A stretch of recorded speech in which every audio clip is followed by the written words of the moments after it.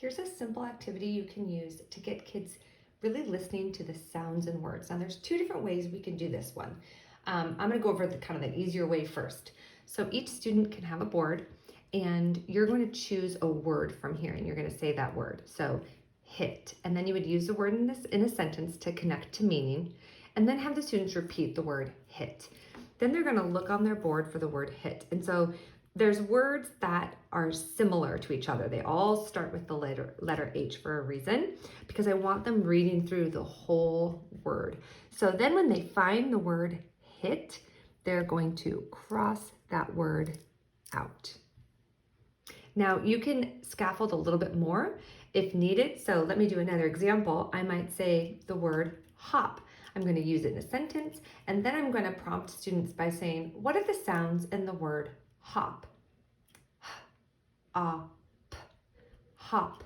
So now after that, the students will have done that. And once they have done that, then they can look on their boards for that word. And it just gives them a little bit more support because now they know what sounds they're looking for. So they're going to cross out the word hop. So it's not like a game. Nobody's like, there's no strategy here. It's just a way for them to listen to the words, practice breaking up the words into the different sounds, and then finding the word connecting to the letters. So this is great for our beginning readers who are just kind of getting to that point where maybe they're slower decoders. This might help them get there. So then when you're done with the game, when every word has been crossed out, they can erase the board and then they can practice decoding. They can practice reading the words to themselves. I would give them practice time and then maybe chorally reading the words together.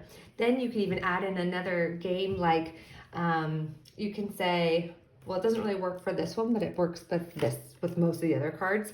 You would say something like, what would you use to cook food? You would use a pan or a pot. So then they would like cover those words.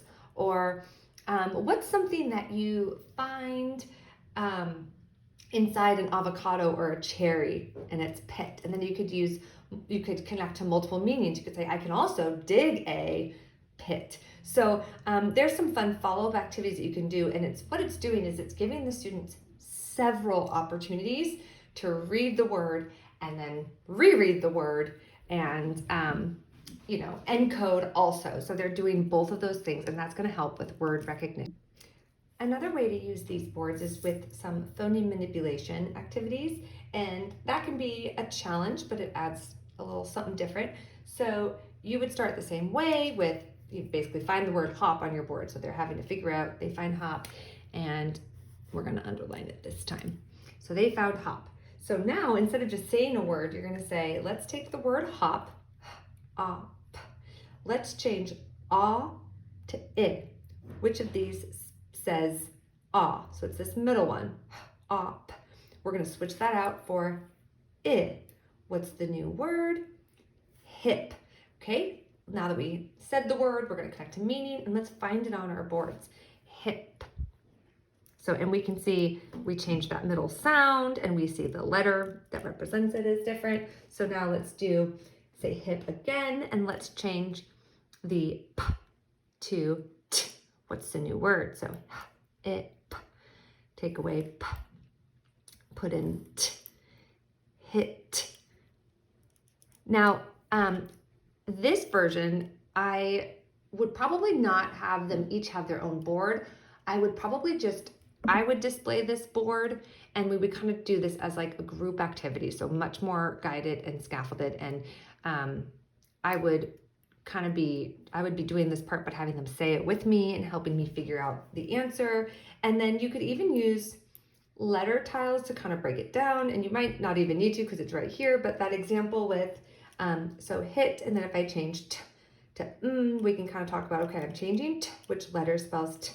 It's this one. So we're changing that letter and we're changing it to So some kids might then go him and then find him, but some kids might say, okay, we're gonna change it to M, it'll be that one. Then what's the word gonna be? And then this time they'd have to decode it to figure it out. So either way, those are things we want them practicing. So kind of a win-win, but just a kind of a different way to play that game and to really get them manipulating sounds and playing with words which is what we want them to do. We want them to really pay attention to just the differences in these words that are so similar, that all start the same. So that is a fun activity to do. I should show you all the different versions we have. So we have T, R, F, D, M, L, N, and B. And then I wrote directions for if you wanted to do version 2 and you just needed to know like the order to do it. I wrote that out too. It's kind of like word chaining.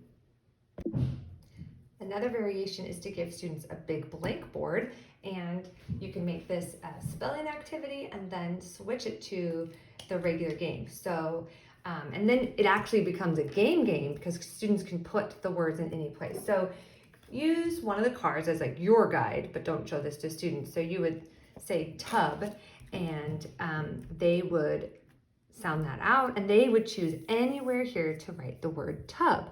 So you would obviously need to give corrective feedback as needed. Then say another word, tan, and they would choose somewhere to put it. Then when their boards are full, then you can play the original game, the kind of easier way. And this way there's like a winner. You could do like a 3 in a row type of situation because everybody would have it in different places.